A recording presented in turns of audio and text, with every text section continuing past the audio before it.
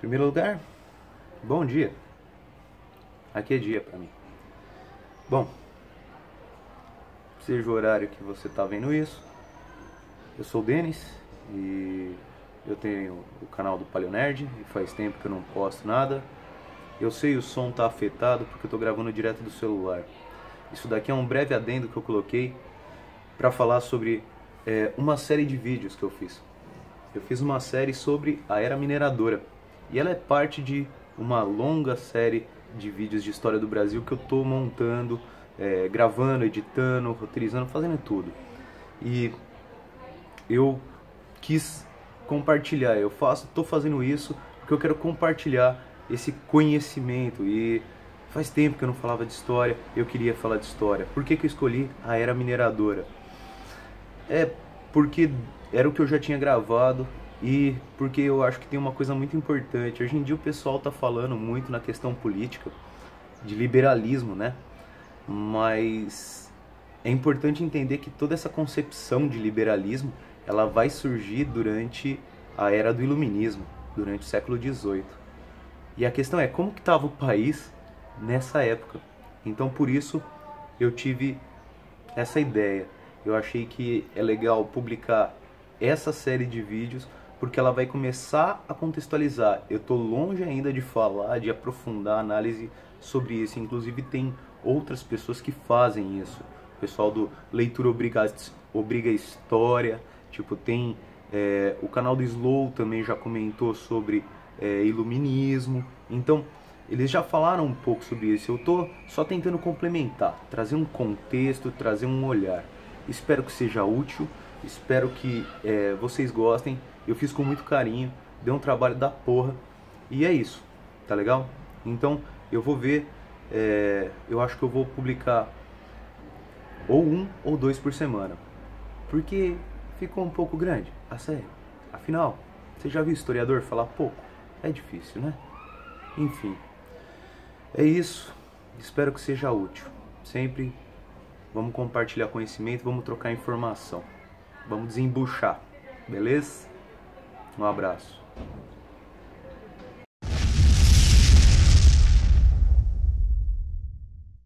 Primeira coisa que a gente tem que entender é que a era mineradora ela vai ter seu início lá para os anos de 1690. Então a gente fala que a era mineradora ela marca o século XVIII no Brasil, que vai durar entre 1701 e 1800.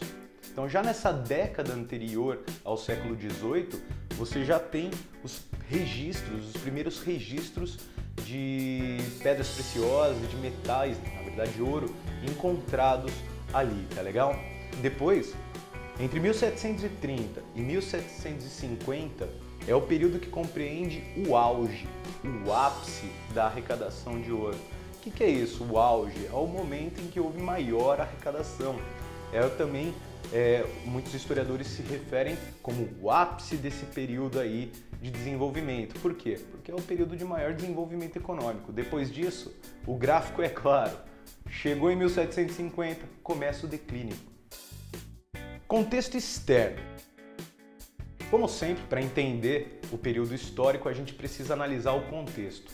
Então, vamos pensar um pouco sobre como estava o mundo no século XVIII, antes de falar do Brasil, tá legal? Primeira coisa, é importante lembrar que esse é o período de ascensão do iluminismo. Então, você tem aí uma série de mudanças na forma de pensamento e a ascensão de um cientificismo racionalista, apesar de cheio de problema também, mas que vai marcar uma nova forma de pensamento. Como estava Portugal no século XVIII? Afinal, se a gente vai falar de história colonial, a gente tem sempre que relacionar a situação da metrópole e a situação da colônia. Então, nessa época, Portugal estava sendo governada por Dom João. Esse governo vai durar de 1707 a 1750. E nesse período, você percebe o aumento do custo da administração do império. Por quê? Porque haviam muitos gastos com luxo, com uma vida luxuosa, e também um exemplo disso foi a construção do convento de Mafra. Tanto que Dom João ele vai ser duramente criticado por membros da nobreza e da elite comercial que existia em Portugal naquela época. Portugal estava então com uma crise, um déficit. Eles não tinham entrada de valores suficiente para sustentar essa vida luxuosa deles. Mas isso não é a única coisa. É preciso entender que havia uma crise econômica que vinha em função da concorrência gerada pelas Antilhas. Lembra que eu falei que os holandeses tinham ido para Antilhas produzir açúcar depois de serem expulsos aqui, mesmo tendo recebido um belo valor de indenização por isso?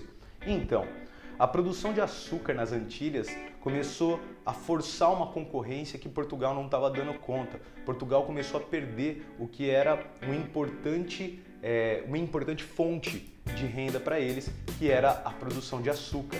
Outra coisa importante é a desvalorização do cravo. Os portugueses, eles também eram conhecidos por comercializar o cravo, que era uma especiaria muito procurada, muito valiosa, mas o que acontece é que nesse período o valor começa a cair, porque as especiarias começam a estar mais presentes ali naquele mercado.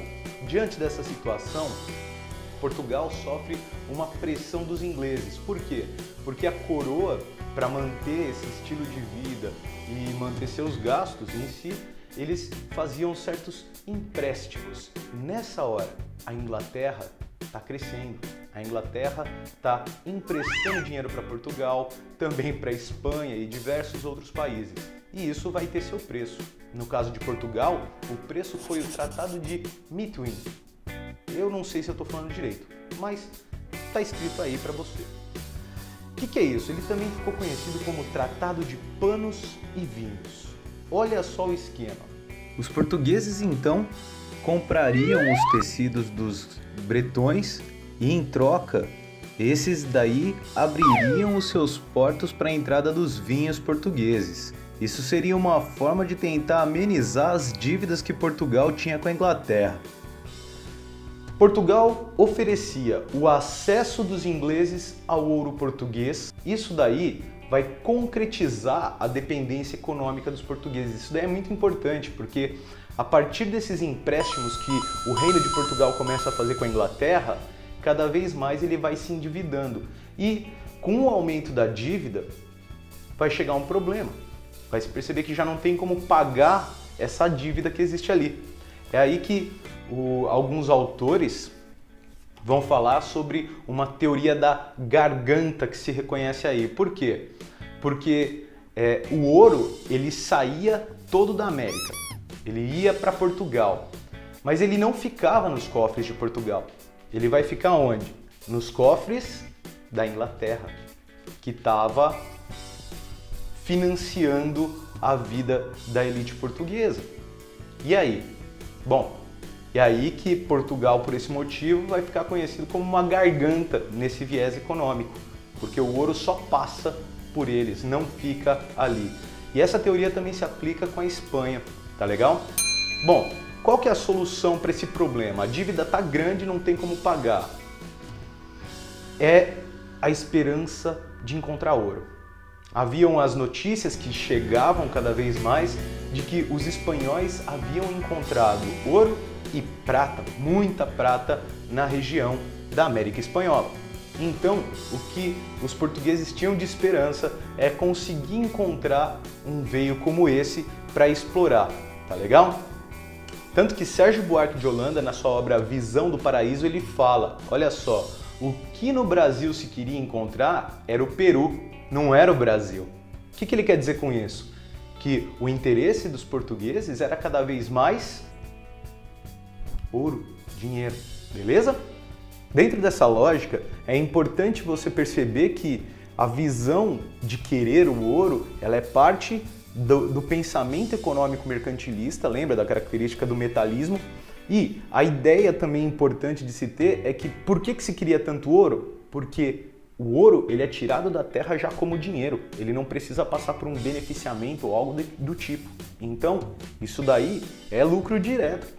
É o interesse das coroas vem por esse motivo. Bom, esses foram os fatores que impulsionaram a ocorrência da era mineradora E fica ligado, se inscreve aí e tal, para que você possa receber, assina o sininho aí, só para que você possa receber os outros vídeos da série, que vai ter ao todo, acho que 10 ou 12 episódios, tá bom?